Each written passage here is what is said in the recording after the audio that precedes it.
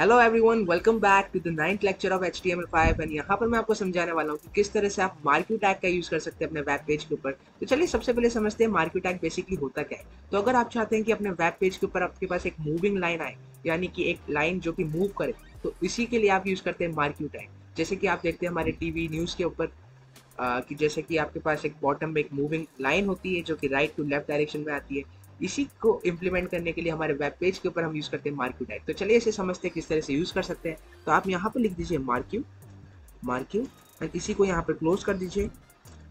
Okay, अब इसके बीच आप जो भी टेक्स्ट लिखना चाहते हैं आप वहाँ लिख सकते हैं। फॉर एग्जाम्पल मैं लिखता हूँ my name is Harsh and I am 19 years old. Save कीजिए तो देखिए गाइस यहाँ पर हमारे पास एक मूविंग लाइन आ चुकी है जो कि right to the left direction में मूव हो रही है, राइट। तो इस तरह का अगर मूविंग टेक्स्ट आपको चाहिए तो आप मार्क्यू टैग को यूज कर सकते हैं। अब देखिए गाइस ये इनफाइनाइट टाइम्स मूव होगा from right to the left, ठीक है। तो इसी चीज को हम स्क्रॉल बिहेवियर बोलते हैं हमारे मार्क्यू टैग का। तो ऐसे काफी सारे एट्रीब्यूट्स होते हैं हमारे मार्क्यू टैग के जिसको हम अभी डिस्कस कर लेते हैं वन बाय वन। तो चलिए सबसे पहले हमारा जो एट्रीब्यूट आता है मार्क्यू टैग के अंदर उसे बोलते हैं बिहेवियर एट्रीब्यूट। तो यहाँ लिख दीजिए बिहेवियर।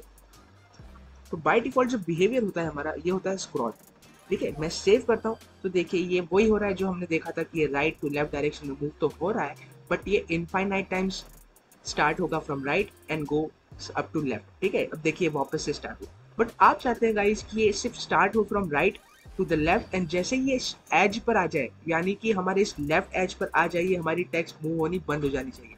तो इसी के लिए हम यूज करते हैं स्क्रॉल की जगह वैल्यू स्लाइड। यहाँ लिख दीजिए स्लाइड, सेव कीजिए। अब देखिए ये जो मूविंग टेक्स्ट है राइट टू लेफ्ट आई है, अब जैसे ये लेफ्ट पर आएगी और यहाँ पर ये स्टॉप हो जाएगा, देखिएगा इस तो इसे हमने किया with the help of a slide value, ठीक है। अब इसी के साथ हम चाहते हैं कि अगर आपका जो टेक्स्ट है फ्रॉम राइट टू लेफ्ट आ रहा है, फिर आप चाहते हैं कि फिर लेफ्ट टू राइट आए, तो इस तरह का बिहेवियर अगर आपको चाहिए आपके मार्क्यू टेक्स्ट के ऊपर तो आप हमारे बिहेवियर की वैल्यू यूज करेंगे अल्टरनेट। यहाँ लिखिए अल्टरनेट, सेव कीजिए। अब देखिए ये राइट टू लेफ्ट मूव हुआ, अब लेफ्ट टू राइट मूव होगा। तो इसी को हमने बिहेवियर एट्रीब्यूट के थ्रू, आपको मैंने 3 वैल्यूज बताई जो कि बाय डिफॉल्ट वैल्यू होती है स्क्रॉल, देन मैंने आपको बताया स्लाइड जो कि राइट टू लेफ्ट आएगा और वहीं पर वो स्टॉप हो जाएगा, और अल्टरनेट जो कि राइट टू लेफ्ट जाएगा फिर लेफ्ट टू राइट आएगा, जैसा कि आप देख पा रहे हैं। अब इसी के साथ हमारे पास कुछ और भी वैल्यूज होती है एट्रीब्यूट्स की, यानी कि और कुछ दूसरे एट्रीब्यूट्स की हम बात करते हैं। फॉर एग्जांपल आप देख पा रहे हैं अभी मैं इसकी बाय डिफॉल्ट वैल्यू जो थी स्क्रॉल कर देता हूँ, सेव किया। अभी आप देख रहे हैं कि जो हमारी टेक्स्ट है, जो मूविंग टेक्स्ट है, वो राइट टू लेफ्ट जा रही है, राइट। बट अगर आप इसकी डायरेक्शन चेंज करना चाहते हैं, फॉर एग्जाम्पल आप चाहते हैं कि लेफ्ट टू राइट जाए, तो इसको आप कर सकते हैं with the help of direction attribute. आप यहाँ लिखिए डायरेक्शन एंड यहाँ पर जो बाय डिफॉल्ट वैल्यू होती है वो लेफ्ट होती है, बट अगर आप चाहते हैं कि ये राइट की तरफ मूव करे तो आप लिख दीजिए राइट, सेव कीजिए। अब देखिए ये अपोजिट डायरेक्शन में मूव हो रहा है, यानी कि अब ये लेफ्ट से स्टार्ट हो रहा है एंड ये जा रहा है अप टू राइट, ठीक है। तो इस तरह के बिहेवियर को, यानी कि आप डायरेक्शन को चेंज करना चाहते हैं तो आप यूज करते हैं डायरेक्शन एट्रीब्यूट। इसी की तरह आप अप वैल्यू दे सकते हैं, अभी अप डायरेक्शन में मूव होगा, आप लिख दीजिए डाउन तो अभी डाउन डायरेक्शन में मूव होगा। इस तरह से आप डायरेक्शन एट्रीब्यूट यूज कर सकते हैं।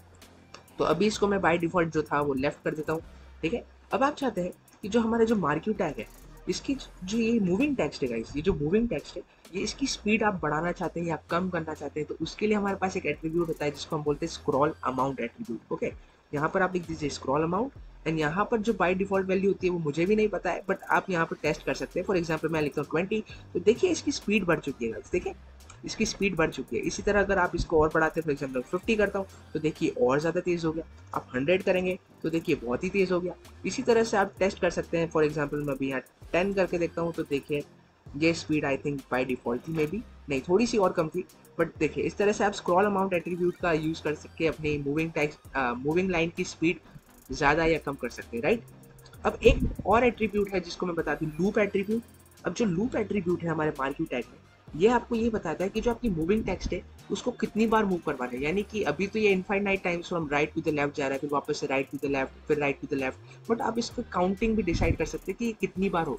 फॉर एग्जाम्पल अगर मैं यहाँ लिख दूँ ये सिर्फ 2 टाइम्स तक होना चाहिए, मैं यहाँ सेव करता हूँ, देखिए 2 लिखा, लूप की वैल्यू मैंने 2 लिखी, अब ये राइट टू लेफ्ट मूव हुआ 1 टाइम, देखिए दूसरी बार वापस से स्टार्ट हुआ from right to the left. अब देखिए हमने लूप की वैल्यू 2 रखी थी, तो अब ये वापस से लाइन स्टार्ट नहीं होगी क्योंकि हमने लूप की वैल्यू 2 रखी थी, राइट। तो इस तरह से आप लूप की वैल्यू अगर आप 2 रखते हैं या 10 रखते हैं, 100 रखते हैं, तो 100 बार वो रिपीट करेगा, उस लाइन को मूव करेगा from right to the left and वो स्टॉप हो जाएगा। तो इसी तरह आप लूप एट्रीब्यूट की वैल्यू यूज कर सकते हैं अपने मार्क्यू टैग के अंदर। So this is all about the marquee tag guys. मिलता हूँ आपको नेक्स्ट वीडियो में, टिल देन बाय बाय।